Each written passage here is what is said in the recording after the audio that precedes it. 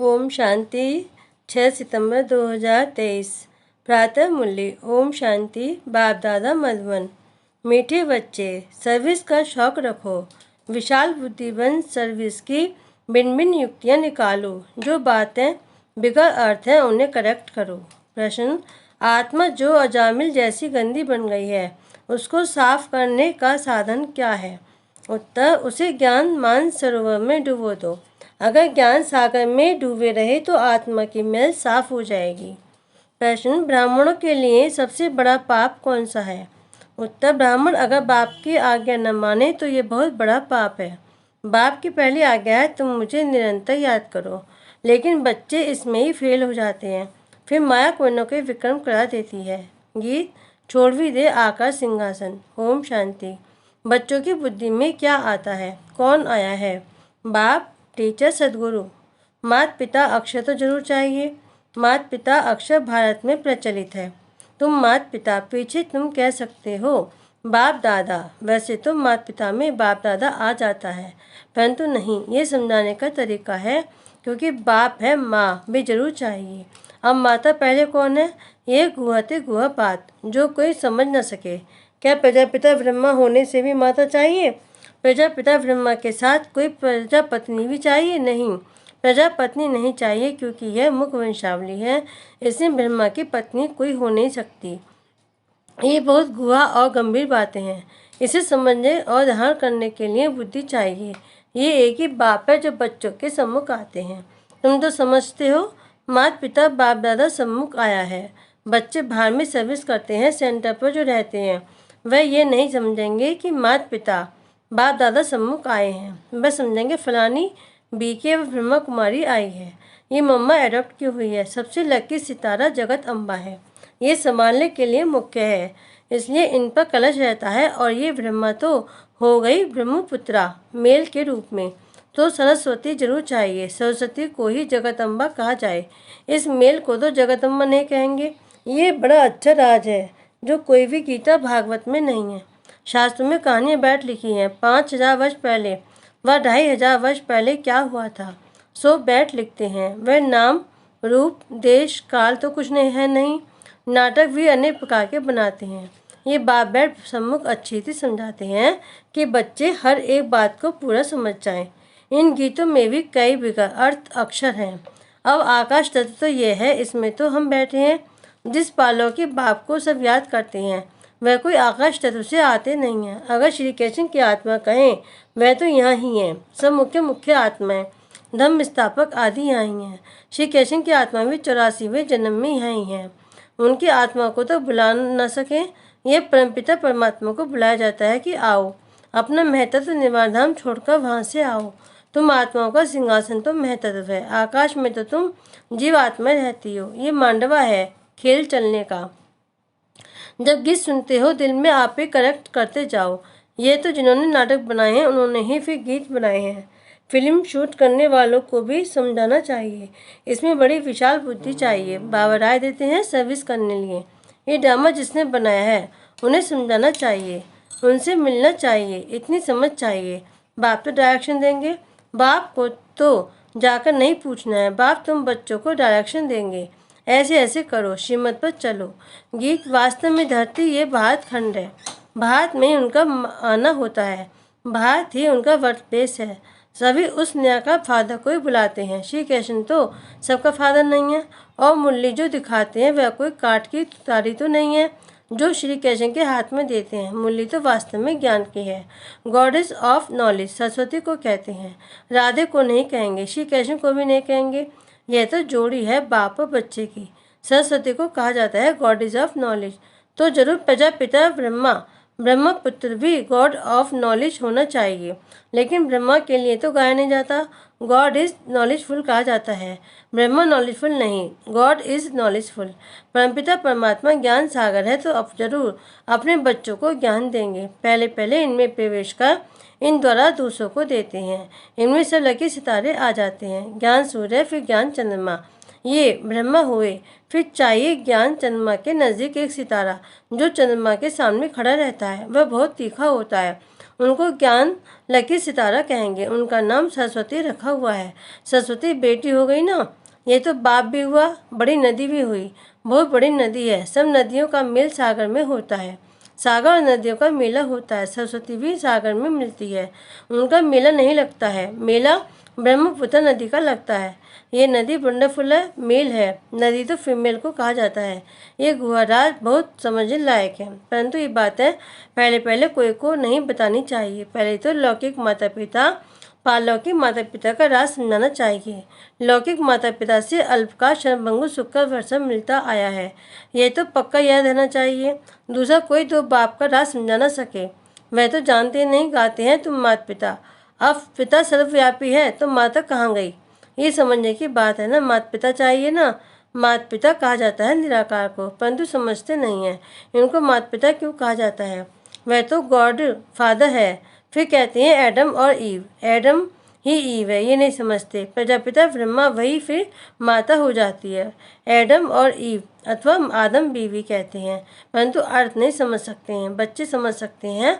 आदम बीवी वास्तव में ये है, बीवी सो आदम है। इनको बीवी आदम दोनों कह देते हैं। वह तो है बाप। ये बड़ी पेचीली बातें हैं। बात में गाते भी हैं। तुम माता पिता ऐसे ही सुनी सुनाई पर गाते रहते हैं, अर्थ कुछ नहीं समझते। सत्यु को बहुत दूर ले गए हैं, लाखों वर्ष कह देते हैं। लॉन्ग लॉन्ग भी कितना, कहानी तो नज़दीक की सुनाई जाती है। तुम समझा सकते हो लॉन्ग लॉन्ग एगो, यानी 5000 वर्ष पहले इस भारत में देवी देवताओं का अखंड अटल सुख शांति में राज्य था और कोई राज्य नहीं था। ये अक्षर कोई विद्वान आचार्य कह नहीं सकते। देवी देवताओं का राज्य था, मालूम होना चाहिए कैसे स्थापन हुआ, लक्ष्मी नारायण कैसे बने, कैसे उनकी राज्य स्थापन हुई। उनके पहले तो कलयुग था, बरोबर। कलयुग का अंत अब है और कलयुग के बाद फिर सतयुग होगा। सतयुग सामने आ गया है। जो लॉन्ग लॉन्ग था वह सामने आ गया है। 84 जन्म लेते लेते अब कलयुग का अंत आकर हुआ है। अभी तुमको कहेंगे 5000 वर्ष पहले इन लक्ष्मी नारायण का सतयुग में राज्य था, अभी नहीं है। अभी टाइम आकर पूरा हुआ है, फिर से लक्ष्मी नारायण का राज्य स्थापन हो रहा है। ये तुम्हारी बुद्धि में है, जिसके लिए तुम पुरुषार्थ कर रहे हो। ये समझाने की बात यह तो सच्ची गीता आदि इसलिए लिखी जाती है कि कोई पढ़कर रिफ्रेश होते रहें। ये जानते हैं जो लिखा जाता है वह फिर प्राय लोप हो जाएगा। ये सच्ची गीता भी नहीं रहेगी। जो तुम लिखते हो वह सच्चा ज्ञान प्राय लोप हो जाना है और साथ साथ शास्त्र भी सब प्राय लोप हो जाएंगे। सतयुग त्रेता में शास्त्र होते नहीं, फिर कल पहले जैसे द्वापर में बने थे वैसे बनने लग पड़ेंगे। ये भक्ति माँ की सामग्री, रचना की सामग्री बहुत बड़ी है। तुम ज्ञान सेकंड में ले लेते हो। सारी रचना के आदि मध्य अंत को तुम जानते हो। अंगे अखरे तिथि तारीख सहित पूरा हिसाब किताब है। 84 जन्म सब में लेते हैं। कोई 70 लेते, कोई 60 लेते, कोई 2 भी लेते हैं। वह सारा मिनिमम और मैक्सिमम का हिसाब है। पीछे आने वालों के जरूर नंबरवार थोड़े थोड़े जन्म होंगे, उसका फिर विस्तार करना फालतू हो जाता है। तुम बच्चे नर्सरी में समझ सकते हो। 84 लाख जन्म तो है नहीं, 84 जन्म भी हर एक नहीं ले सकते हैं। ऐसे ही सिर्फ कह देते हैं 84 का चक्र है। 84 लाख जन्मों का चक्र नहीं गाया जाता। गीत पाप कपट की छाया पड़ गई है। अब रावण का राज्य है ना। आत्मा पर मैल की छाया पड़ते पड़ते अब बिल्कुल ही अजामिल हो गए हैं। इतनी मैल चढ़ी है जो साफ होती नहीं।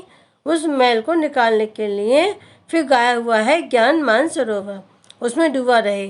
जैसे जंग लगती है तो उनको उतारने के लिए घास लेट में डाला जाता है। ये भी जंग लगी है, इसलिए ज्ञान सागर में डूबे रहो।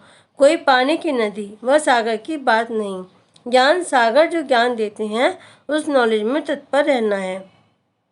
गृहस्थ विवाह को भी संभालना है, उसमें कोई मत चाहिए तो लेते रहो। हर एक का कर्म बंधन अपना अपना है।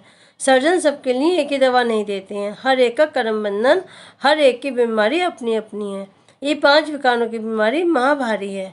इस बीमारी को कोई जानते नहीं है। ये कब से शुरू होती है? आत्मा को बीमारी लगने से शरीर को भी बीमारी लग जाती है। आत्मा में दुख पड़ता है तो शरीर में भी पड़ जाता है।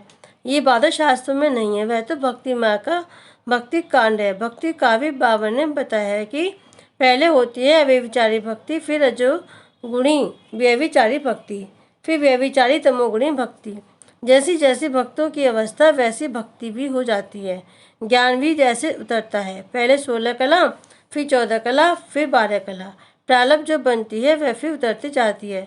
तुम बच्चे जानते हो ये कमाई है, कमाई में विघ्न पड़ते हैं, दशाएं बदलती हैं। पूछते हैं हमारे ऊपर कौन सी दशा बैठी हुई है, फिर वे लोग बतलाते हैं। इस सच्ची कमाई में भी बच्चों पर दशाएं बैठती हैं। कोई पर राहु की दशा बैठती है, काला मुंह कर लेते हैं। बृहस्पति की दशा थी, फिर माया ने थप्पड़ लगाया तो राहु की दशा बैठ गई, काम में गिरा और फट से राहु का ग्रहण लगा, ताला बंद हो जाता है। यह गुप्त कड़ी सजा। वह फिर कभी न कह नहीं सकेंगे कि भगवान वाच काम माँ शत्रु है। सन्यासी भी काम माँ शत्रु के कारण ही स्त्री को छोड़ चले जाते हैं। यह भी निर्मति माँ की पवित्रता भारतवासियों के लिए अच्छी है। भारतवासी पवित्र से अपवित्र बनते हैं तो उनको थमाने के लिए सन्यासी हैं मरम्मत के लिए पवित्रता है। पवित्रता की ताकत से ही सृष्टि इतना चलती है। अभी तो वे भी पतित बन पड़े हैं, तुम्हें उनकी भी सर्विस करनी है। सर्विस का तुम बच्चों को बहुत बहुत शौक रहना चाहिए। बेकायदे कोई भी चलन नहीं चलनी है। बल पुरुषार्थी हो, संपूर्ण कोई बना नहीं है। कुछ न कुछ पाप तो होते रहते हैं। बाप के आज्ञा न मानना यह भी बड़ा पाप है। बाप का फरमान है निरंतर मुझे याद करो। जानता हूँ कि कर नहीं सकेंगे, परंतु तुम पूरा पुरुषार्थ ही नहीं करते हो। जो करेंगे वह अच्छा पद पाएंगे। अच्छा मीठे मीठे सिकिलदे बच्चों प्रति माता पिता बाप दादा का याद प्यार और गुड मॉर्निंग। रूहानी बाप के रूहानी बच्चों को नमस्ते। हम रूहानी बच्चों के रूहानी बाप दादा को याद प्यार गुड मॉर्निंग और नमस्ते नमस्ते नमस्ते। ओम शांति।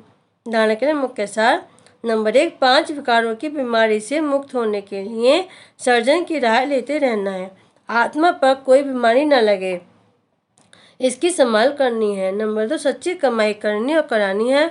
कोई भी बेकायदे चलन नहीं चलनी है। राहु की दशा कभी न बैठे, इसके लिए बाप के फरमान पर सदा चलना है। वरदान, याद और सेवा द्वारा सब चक्करों का समाप्त कर क्षमा पर फिदा होने वाले सच्चे परवाने भव। जो बच्चे याद और सेवा में सदा बिजी रहते हैं वह सभी चक्रों से सहज ही मुक्त हो जाते हैं। कोई भी चक्र रहा हुआ होगा तो चक्कर ही लगाते रहेंगे, कभी संबंधों का चक्कर, कभी अपने स्वभाव संस्कार का चक्कर। ऐसे व्यर्थ के सभी चक्कर समाप्त कर तब होंगे जब बुद्धि में सिवाय क्षमा के और कुछ भी ना हो। क्षमा पर फिदा होने वाले क्षमा के समान बन जाते हैं। ऐसे फिदा होने वाले अर्थात समा जाने वाले ही सच्चे परवाने हैं। स्लोगन, जो सच्चे पारस बने हैं उनके संग में लोहे सदस्य आत्माएं भी सोना बन जाती हैं। ओम शांति।